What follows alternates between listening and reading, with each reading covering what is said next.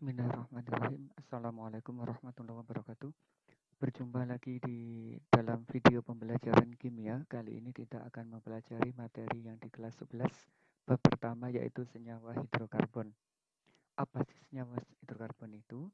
Nanti akan kita pelajari dengan detail. Nah, di bab ini kita akan mempelajari 4 bagian. Yang pertama adalah definisi dari senyawa hidrokarbon. Yang kedua nanti masuk di alkana, alkena, dan alkuna. Yang ketiga masuk di reaksi-reaksi pada senyawa hidrokarbon. Dan yang keempat adalah kegunaan senyawa hidrokarbon itu sendiri. Nah, langsung aja untuk bagian yang pertama ini, video pertama ini kita masuk di bagian definisi senyawa hidrokarbon. Di dalam definisi senyawa hidrokarbon itu nanti ada 6 yang kita pelajari, yaitu sejarah perkembangannya hingga pada penggolongan senyawa hidrokarbon. Langsung saja kita masuk di bagian yang pertama, yaitu sejarah perkembangan senyawa organik atau senyawa hidrokarbon. Awal mula senyawa organik itu dipelajari pada tahun 1827 oleh Wohler, yaitu orang yang pertama kali berhasil membuat senyawa organik dari senyawa anorganik. Membuat apa? Yaitu membuat urea. Urea dibuat dari amonium klorida dan perak sianat. Akibat penemuan inilah nanti sejarah perkembangan senyawa organik itu luar biasa. Jadi akan banyak perubahan-perubahan terkait dengan teoritis dan sebagainya.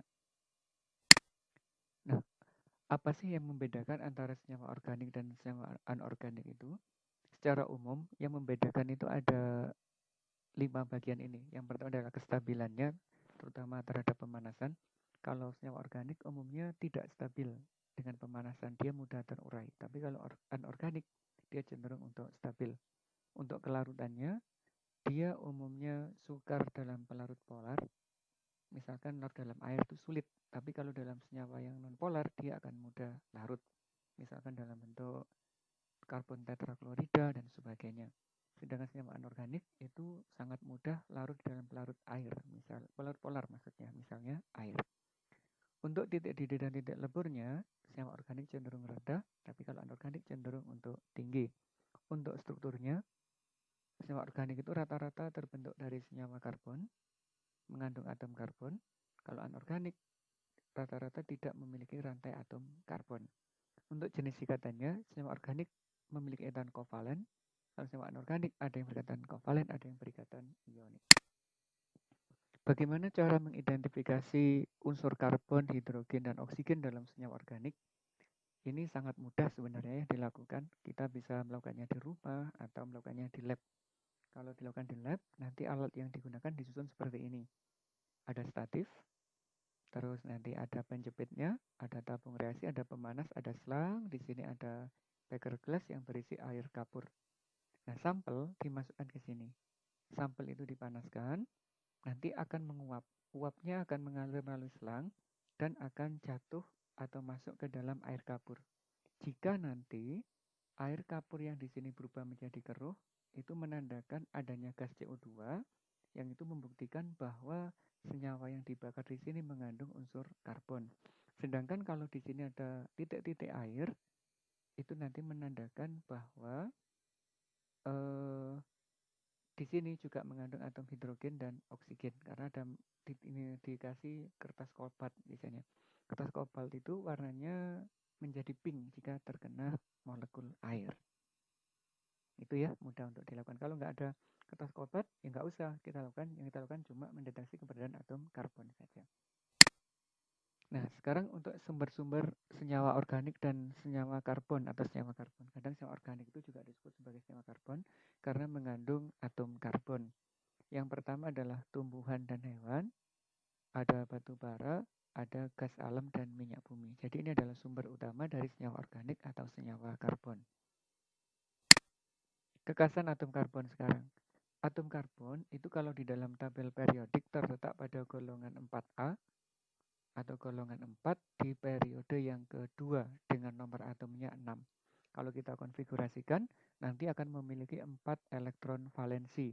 Nah, keempat elektron valensi inilah yang akan digunakan untuk membentuk ikatan kovalen. Jadi kalau atom karbon berikatan, pasti nanti memiliki 4 elektron valensi berikatan atau memiliki 4 tangan, nyebutnya gitu umumnya ya. Nah ini keempat tangannya digunakan berikatan dengan atom hidrogen. Ini yang pertama. Yang kedua, antar atom karbon itu nanti bisa membentuk rantai. Nah ini kekasan yang kedua ya. Jadi antar atom karbon itu bisa membentuk rantai, bisa rantainya lurus, bisa rantai yang bercabang, juga bisa yang bentuk rantai yang siklis.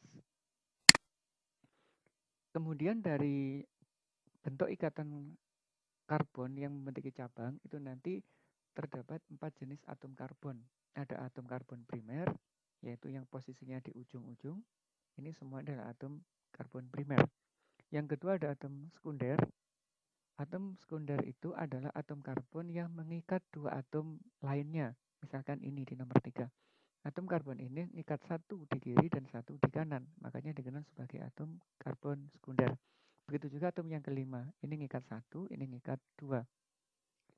Jenis yang ketiga adalah atom tersier. Atom tersier itu berarti dia mengikat 3 atom karbon yang lain. Misalkan C yang 4 ini.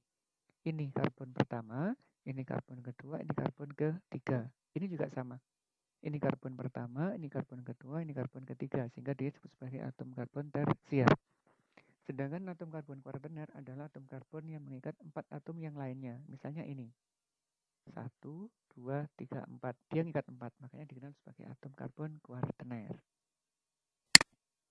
Penggolongan senyawa hidrokarbon. Nah, nanti kan senyawa karbon itu atau ikatan antar karbon itu bisa membentuk berbagai jenis ikatan. Dan nanti bisa membentuk berbagai jenis senyawa. Untuk yang pertama, jika atom karbon masih berikatan dengan atom hidrogen saja, jadi atomnya cuma 2 jenis yaitu karbon dan hidrogen, nanti akan membentuk senyawa hidrokarbon. Nah, senyawa hidrokarbon itu nanti jenisnya ada beberapa. Berdasarkan jenis ikatannya, berdasarkan bentuk rantainya. Kalau berdasarkan jenis ikatan, ada yang jenuh. Jenuh itu artinya ikatannya tunggal atom karbonnya. Dan yang kedua tidak jenuh, artinya antar atom karbon ada yang berikatan rangkap 2 dan ganda 3. Ini ikatan tunggal, ini ikatan rangkap 2, ini ikatan ganda 3. Ini nanti masuk di golongan alkana, ini di golongan alkena, ini di golongan alkuna. Kalau berdasarkan rantainya, itu nanti ada yang alifatik. Alifatik itu maksudnya lurus, rantai gitu guys ya. Dan yang kedua membentuk siklik. Siklik itu berarti membentuk struktur lingkar. Jadi, senyawa hidrokarbon itu nanti ada 2 jenis ini. Berdasarkan jenis ikatan dan berdasarkan bentuk rantai karbon. Sebenarnya ada satu lagi yang membentuk aromatis. Nanti dipelajari di kelas 12. Nah, demikian untuk materi yang pertama yaitu mengenai senyawa organik atau senyawa karbon. Sampai jumpa di video yang kedua yang khusus membahas masalah alkena, alkana, dan alkuna. Terima kasih. Assalamualaikum warahmatullahi wabarakatuh.